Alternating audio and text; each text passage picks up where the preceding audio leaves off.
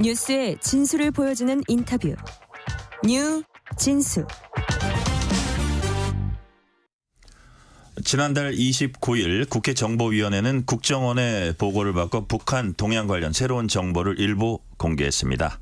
북한 김정은 국무위원장의 딸 주애가 후계자 수업을 받고 있다. 김정은 위원장이 새로운 약재를 찾고 있다는 등의 얘기입니다. 북한이 8년 만에 하계올림픽에 복귀해서 얼마 전 첫 메달을 또 땄습니다. 최신 북한 동향 최영환 국가안보전략연구원 책임연구위원과 함께 얘기 나눠보겠습니다. 최영환 위원님 어서 오세요. 예, 안녕하세요. 반갑습니다. 자, 북한이 먼저 이제 올림픽 얘기부터 조금 해볼게요. 북한이 2016년 리우 올림픽 이후 8년 만에 올림픽 무대로 돌아왔습니다. 2020 도쿄올림픽에서 코로나를 이제 이유로 그때는 불참했다가 IOC로부터 자격 정지를 받고 이후 동계올림픽에도 참가하지 못했습니다. 이제 징계가 풀렸습니까? 예, 그렇죠. 2020년 도쿄올림픽인데 사실 21년에 열렸죠. 네네. 그때 이제 IOC 소속 206개 국가인가요? 그 중에 무단으로 선수단을 안 보낸 국가는 북한뿐이었었거든요. 네. 그래서 2022년 말까지 자격 정지를 당했고요. 작년 9월 달에 있었던 항저우 아시안 게임에도 참석을 했고 이번에도 참석하게 된 것 같습니다. 네네. 자, 8년 만에 복귀한 북한 선수들 메달 소식도 연달아 들리고 있습니다. 북한의 탁구 혼성 복식 리정식 김금용조는 세계 2위 일본을 꺾고 결승에 올라서 세계 최강 중국과 대결 끝에 은메달을 획득했습니다. 우리나라가 동메달을 획득한 그 게임인데요. 어젠 다이빙 조진미 김미래 선수가 두 번째 메달인 은메달도 땄습니다. 책임연구위원님 보시기에 북한 선수 특별히 좀 지켜보시는 주목하는 북한 선수라든지 경기라든지 이런 거 있습니까? 사실 우리 선수들 게임이 너무 재밌어갖고 북한 선수들 게임 이렇게 챙겨보지는 못했는데요. 요즘 밤잠을 좀 설치십니까? 예. 이번에 북한 선수단은 되게 소규모로 왔습니다. 네. 7개 종목 한 16명 정도 왔다고 하는데요. 그중에 이제 눈에 띄는 선수들이 몇 명 있기는 해요. 여자 기계체조의 안창옥 선수는 올해 월드컵 시리즈에서 전체 1위를 했었거든요. 네. 그래서 아마 가장 메달이 유력한 사람이 아니었을까 싶기도 하고요.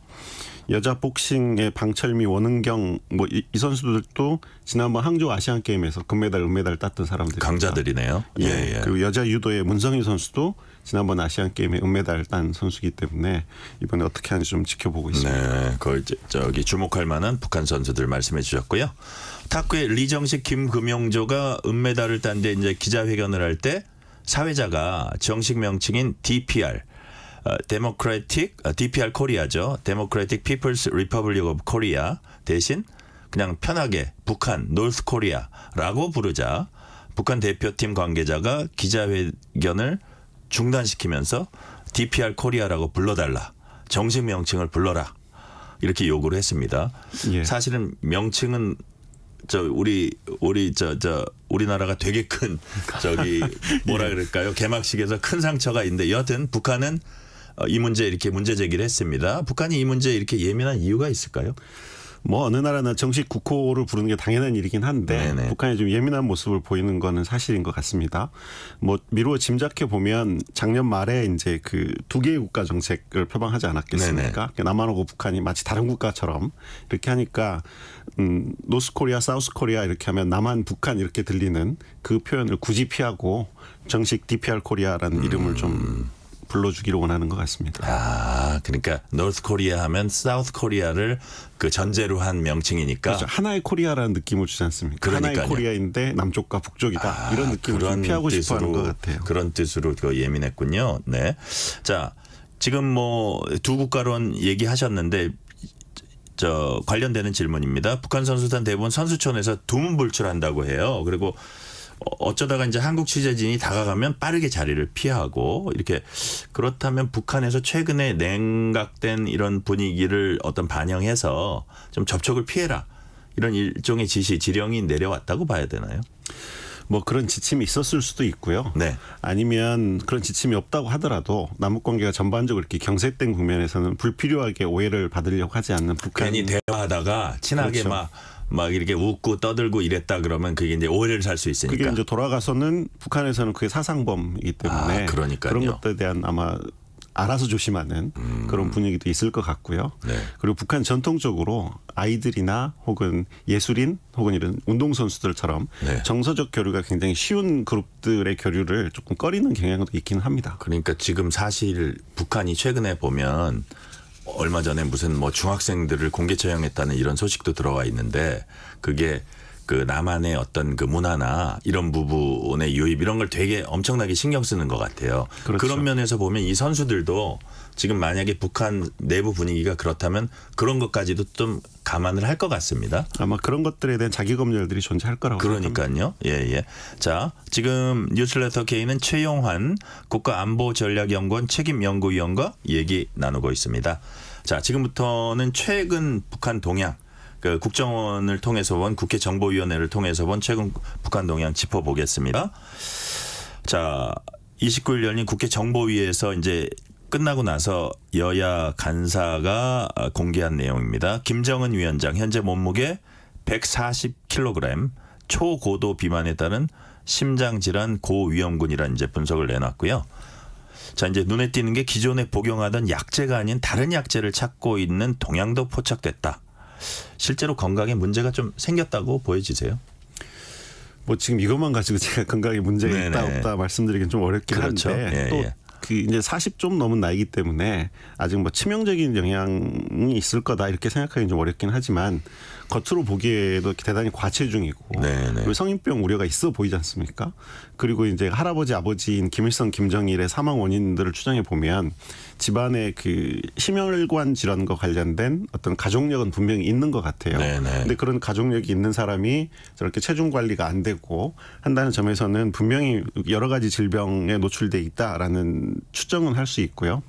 그리고 이제 북한 체제 입장에서는 네. 수령의 건강이라는 거는 뭐 최우선 관심사이기 때문에 조금이라도 문제가 있으면 계속 더 좋은 약제를 찾고 하는 건 뭐 지속적으로 일어나는 일일 거라고 생각합니다. 네.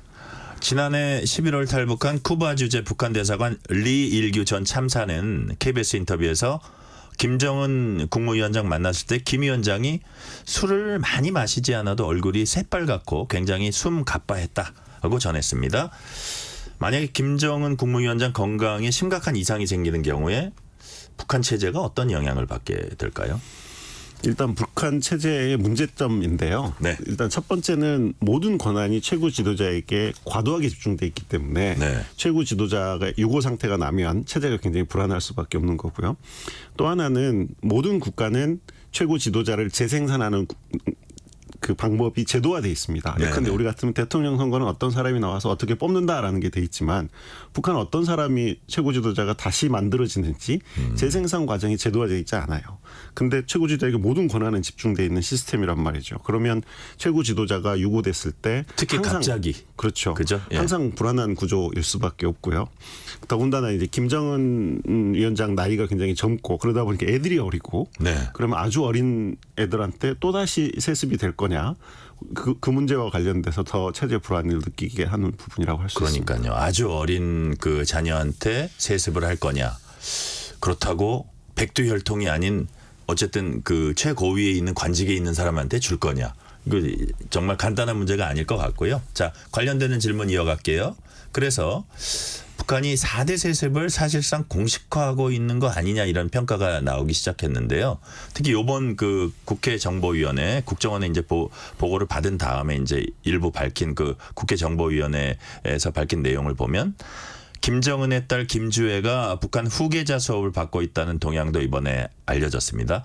그동안 뭐 갑론을박이 많았어요. 과연 뭐 여성인데 그 특히 나이 어린 여성인데 예. 지금 공산주의 국가나 사회주의 체제에서 여성을 최고 지도자로 과연 할까 뭐 이런 얘기도 많았고 그랬는데 자, 국정원은 그러면서도 그 김주애가 북한 후계자 수업을 받고 있다는 동향을 얘기하면서도 다른 형제가 나설 가능성 플러스 최종적으로 후계자 확정하진 않았다. 여지는 남겨놨어요. 자, 예. 우리 위원님이 보시기에 김주애의 후계자 수업 정황 현재까지 어떤 정도 내용이 파악됐다고 보세요? 그 말씀하신 국정원 정보보고 내용을 보면 네.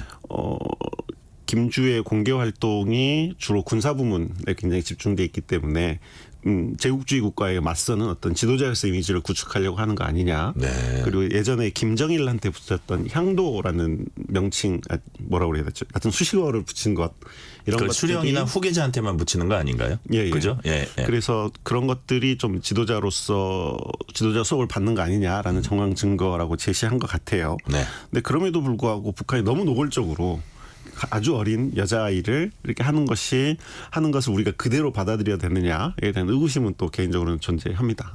그 의구심을 또 직접적으로 말씀하신 분이 문재인 정부 국정원장 출신 박지원 민주당 의원입니다.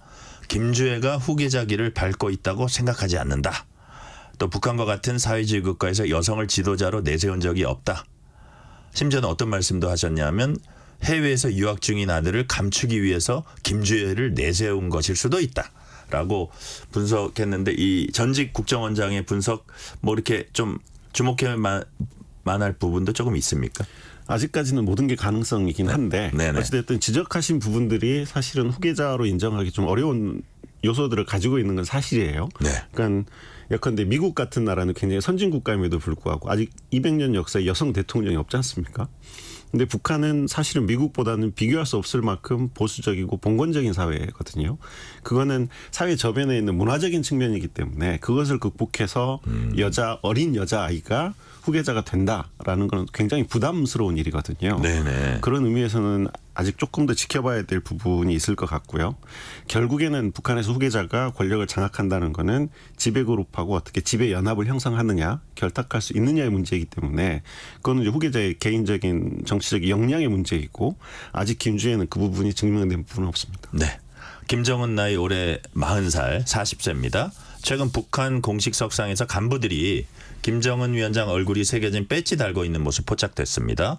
아버지 김정일이 우상화 작업 시작한 게 50세. 그러니까 김정은이 10년 더 일찍 진행하고 있는 셈인데 이렇게 김정은이 우상화 작업 후계 구도 짜기에 속도전을 내는 이유. 뭐 건강도 있고 여러 가지도 있다고 봅니까? 어떻게 보세요? 이제 자기 색깔의 정치를 하고 싶어하는 것 같아요. 그게 크군요. 2012년 말에 아버지 김정일이 죽고 이제 2013년 초에 이제 집권을 했지 않습니까? 네. 그러니까 집권 한 10년 차쯤 돼서부터 시작해서 김정은 우상화가 점점 본격화되는 것 같고요. 지금 점점 가속도를 내고 있는 것 같습니다. 네. 자, 북한 홍수 소식 최근에 잠깐 살펴보고 갈게요. 이번 장마로 인한 북한도 피해가 매우 컸던 것으로 보이는데 북한 압록강역 홍수 어느 정도 심각한 상황으로 파악이 되고 있습니까? 일단 북한 보도를 보면 신우주하고 의주에서 4,100세대 정도의 산림집 그리고 3,000 정보 정도의 농경지가 침수됐다라고 이야기를 합니다. 그리고 사진들도 이렇게 게재를 해놨는데 뭐 잘 아시는 것처럼 북한이 산림 황폐가 굉장히 심각하고요. 그 산림이 황폐가 되다 보니까 토사가 유출이 돼서 주변 지역보다 강바닥이 높은 이른바 천정천이 굉장히 많아요. 그래서 한 번 홍수가 나면 피해가 굉장히 큽니다. 네. 그래서 2021년에 미국 국가정보국이 전 세계에서 기후변화에 가장 취약한 국가 11개를 골랐는데 북한이 거기에 포함되어 있었어요. 그러다 보니까 북한이 보여주는 것보다 어쩌면 그 피해는 더 클 수도 있다라고 생각합니다. 김정은 위원장이 피해 현장에 머물며 회의도 하고 현장을 살폈습니다. 특히 그 김정은 위원장이 뭐 리태섭 사회안전상 경질을 하기도 했고요. 수해 현장에서 꼬무보트 직접 타고 현장을 점검하는 그 보트가 별로 크지가 않더라고요. 제가 보기에 대여섯 명, 7, 8명 탈 수 있는 조그만 보트고 이렇게 안전해 보이지가 않던데 여하튼 그 모서리에 앉아가지고 이렇게 막 다니면서 바람이 날리니까 머리도 손으로 막 하고 이렇게 뭐 그런 것들도 어떻게 보면 이 선전에 능한 사회주의 국가에서 연출이 됐을까 하는 생각도 할 수 있는데 여하튼 그런 직접 현장에 찾아서 어떻게 화면을 통해서 인민들에게 보여주는 거잖아요. 어떤 효과가 있을까요? 뭐 어느 국가나 비슷하지만 특히 북한 같은 나라에서 지도자의 사진과 영상이라는 거는 그 100% 선전선동 활동하고 연관이 있다고 생각을 해야 됩니다. 네네. 그러니까 민생에 굉장히 관심을 기울이는 어떤 자애로운 지도자의 이미지. 네네. 그리고 이미지를 창출해서 이 재해가 난 거에 대한 주민 불만을 어떤 무마하기 위한 그런 용도들이 있을 거라고 생각되고요. 이거는 뭐 이번이 처음이 아니고 작년에 그 평안도 간석지의 침수 현장에 갔을 때는 허벅지까지 직접 물에 걸어 들어가서 막 흙탕물을 막 해주고 걸어다니는 모습을 연출하기도 했었고요. 네네. 2020년에 황해도 수해가 났을 때도 직접 자동차를 몰고 황해도 현장까지 막 달려가는 그런 모습을 연출하기도 했었습니다. 네. 자, 북중 관계 잠깐 짚어보고 갈게요. 최근 김정은 위원장이 중국 주재 북한 외교관들에게 중국과 마찰을 두려워하지 말고 업무를 수행하라 하는 취지의 지시를 내린 것으로 전해졌습니다. 국정원도 관련 동향 주시하고 있다고 이제 했고요. 북한이 중요하게 생각하는 전승절 기념 행사에 중국 대사만 참석하지 않았다고도 합니다. 북로가 점점 밀착하는 것과는 달리 북중 관계는 확실히 소원해졌다고 봐야 되나요? 이게 지금 정보가 이중적이어서 네. 정확히 판단하기는 좀 어려운 것 같습니다. 전승절 기념행사에 중국 대사가 참석하지 않았다고 하는데 네. 7월 26일 날 정전협정 기념일 이렇게 27일 바로 전날이죠. 김정은이 직접 북중 우이탑 방문을 하고 6.25 전쟁 참전 열사묘지에 가서 헌화를 하거든요. 네. 여기가 이제 6.25 전쟁에 참전했던 중국군을 기리는 장소들이기 때문에 북중 혈맹을 상징하는 장소거든요. 네네. 거기를 김정은이 굳이 또 찾아가는 장면도 있어서 북한과 중국 관계에 어떤 근본적인 변화가 있다라고 판단하기 좀 이르긴 하지만 그럼에도 불구하고 북한하고 러시아가 밀착되는 것에 대한 중국의 어떤 불편한 심경 같은 것들은 분명히 읽히는 정보들이 조금 교차하고 있는 시기다 이렇게 봐야 될 것 같습니다. 네. 제가 지금 말씀드린 전승절은 북한식 표현이고 우리로 치면 1953년 7월 27일이죠. 정전 기념일 의미한다는 점 짚고 넘어가겠습니다. 자, 지난달 27일 열린 아세안 지역 안보 포럼 ARF 외교장관에 의해서 북한이 참여한 유일한 영내 다자 안보 협의체인데요. 자, 북러가 지난 6월에 포괄적인 전략적 동반자 관계 조약을 체결한 이후에 열리는 첫 ARF여서 최선희 외무상이 이제 참석하지 않을까 했었는데 참석 안 하고 대신 리영철 즉 라오스 대사가 참석했습니다. 최선희 외무상이 참석 왜 안 했을까요? 두 가지 측면이라고 생각합니다. 하나는 지금 북한 외교의 초점은 확실히 러시아 쪽에 가 있는 것 같아요. 그렇군요. 그리고 러시아의 우방인 벨라루스하고도 관계가 굉장히 교류가 활발해지고 있습니다. 그래서 거기에 우선 집중하는 측면이 하나 있고요. 네. 또 하나는 반대로 이제 ARF와 같은 아시안 지역 안보 포럼 이런 것들에 대해서 북한이 좀 비중을 낮게 본다라는 거고요. 뭐 이건 거꾸로 생각하면 그 ARF 같은 곳에서 북한의 위상이 굉장히 낮다. 라는 거를 또 역설적으로 보여주는 장면이라고도 생각합니다. 네. 아까 저기 올림픽 때 이제 북한 선수단이나 선수들이 우리가 다가가면 이렇게 좀 피한다 이런 얘기도 했는데 비슷한 장면이 ARF에서 이제 발생을 했습니다. 조태열 외교부 장관이 지금 방금 말씀드린 그 리영철 대사에게 다가서 인사나 합시다 했더니 뒷짐진 채 이제 쳐다보지도 않았다고 해요. 조태열 장관이 기자간담회에서 우리는 대화문 열려 있다 얘기하러 갔는데 돌아보지 않아서 민망했다. 냉랭한 남북 관계를 아무래도 반영하는 거겠죠. 그렇죠. 그리고 이제 지금 상황은 전체적으로 남북 관계 긴장 국면을 김정은, 김여정 같은 최고 지도부가 주도하고 있지 않습니까? 네네. 그러면 외무성이나 통전부 같은 실무부서는 영향력이 굉장히 쪼그라들 수밖에 없고요. 북한 체제 특성상 최고 지도자가 강경하게 나오면 실무진은 더 강경하게 나갈 수밖에 없는 구조거든요. 거기서 아마 막 화기애애하게 대화를 하는 모습이 나가면 안 되는 거예요. 그렇죠. 북한 대사 입장에서는 굉장히 조심스러운 자리였을 겁니다. 네. 미국 대선 결과는 미북 관계에 어떤 영향을 줄지 이게 이제 큰 관심사인데요. 일단 트럼프 전 대통령은 김정은도 자신이 돌아오기를 원할 거다. 사실 김정은은 나를 그리워하고 있다. 뭐 옛날에 대통령 시절에는 사랑에 빠졌다 이런 fall in love with him 뭐 이런 표현도 썼었는데 트럼프 전 대통령이 다시 대통령 된다면 김정은 위원장과의 협상에 들어간다고 보세요?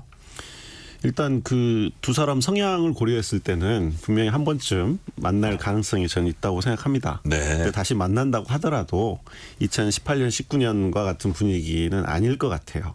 트럼프 입장에서는 하노이에서 이른바 빅딜을 하기 위해서 작은 딜을 걷어차고 나왔는데 그보다 더 큰 걸 얻어야 사실은 합의를 할 수 있는 거 아니겠습니까? 네네. 근데 김정은은 그 사이에 자기는 핵 능력도 늘었고 러시아라는 친구도 생겼기 때문에 난 가격이 더 비싸졌다라고 생각할 거예요. 그러니까 김정은은 더 작게 내놓으려고 할 거고 트럼프는 더 많이 달려고 할 거기 때문에 아마 둘이 협상을 하기는 할 것 같은데 협상이 결코 만만치 않을 겁니다. 그렇고요. 자. 카멀라 해리스 쪽 얘기해 볼게요. 카멀라 해리스 부통령 민주당 쪽 대선 후보죠. 북한의 완전한 비핵화를 목표로 하는 바이든 행정부의 대북 정책 기조 이제 이어갈 것으로 보이는데 트럼프의 어떤 대북 접근법을 비꼬아서 이런 얘기했어요. 김정은과 연애 편지 주고받지 않겠다. 뭐 과거에 한 얘기입니다. 자, 그리고 카멀라 해리스 부통령이 상당히 인권이나 이런 걸 강조하는 약간 진보적인 사고를 갖고 있는데 대통령이 될 경우에 이런 인권 문제가 좀 심각하다고 평가받는 북한과의 관계 어떤 영향이 있을까요? 아마 바이든 시대의 대북관계 기조가 그대로 유지될 가능성이 훨씬 높다고 네네. 생각을 합니다. 미국 입장에서 보면 우크라이나 전쟁도 어떻게 마무리를 해야 되고 지금 중동 분쟁도 굉장히 시끄러운 상황이고 중국하고 관계도 어떻게 해야 되고 하는 그 외교 안보 현안들이 산적해 있는 데다가 네네. 북한 문제에서 단기의 성과를 낼 가능성이 굉장히 낮지 않습니까? 그런 의미에서는 북한 문제에 아주 속도를 내려고 하지는 않을 것 같다는 생각이 듭니다. 네. 마지막으로 질문 하나 드릴게요. 이제 한 1분 이내로 시간이 남았는데 최근 해외에서 신분 감추고 활동하는 첩보 요원들의 실명 등 군 기밀 유출한 혐의로 국군 정보사령부 소속 군무원이 구속됐습니다. 이번 정보 유출로 정보 요원 수십 명은 신변의 위협을 느껴서 급히 귀국한 것으로 이제 알려졌고요. 이게 일종의 우리나라 안보에 좀 영향을 끼친다고도 보세요. 저는 굉장히 심각하다고 생각을 합니다. 네. 제대로 된 어떤 정보망을 구축하는 데는 수년 혹은 수십 년 시간이 걸리는데 네. 그게 일거에 무너진 거죠. 그러면 그걸 다시 복구할 때까지는 더 많은 시간이 필요할 거고 그동안 우리의 정보력은 굉장히 제한된 상태에서 유지돼야 되기 때문에 굉장히 심각한 문제라고 생각합니다. 네네. 그러면 앞으로 이 사건은 어떤 식으로 좀 이렇게 뭐라 그럴까요? 뭐 이제 해소해야 된다, 마무리해야 된다 보세요. 결국에는 지금 피해를 최소화하면서 네. 우리의 그 휴민트망을 다시 만들어내는 시간을 최소화하는 게 굉장히 중요할 텐데요. 네. 그거는 뭐 한두 가지를 고쳐서 되는 문제는 아니고 일단은 또 이와 같은 일이 발생하지 않도록 관리하는 것 그리고 우리 대북 정보망, 그 해외 정보망을 다시 재구축하는 어떤 새로운 전략 같은 것들이 필요하다고 생각합니다. 네, 휴민트망을 아주 빠른 시기 내에 재구축해야 된다는 말씀. 오늘은 그 말씀까지 듣겠습니다. 최영환 국가안보전략연구원 책임연구위원이었습니다. 오늘 말씀 감사합니다. 예, 감사합니다. 뉴스레터 K 1부 순서 마치고 2부가 이어집니다.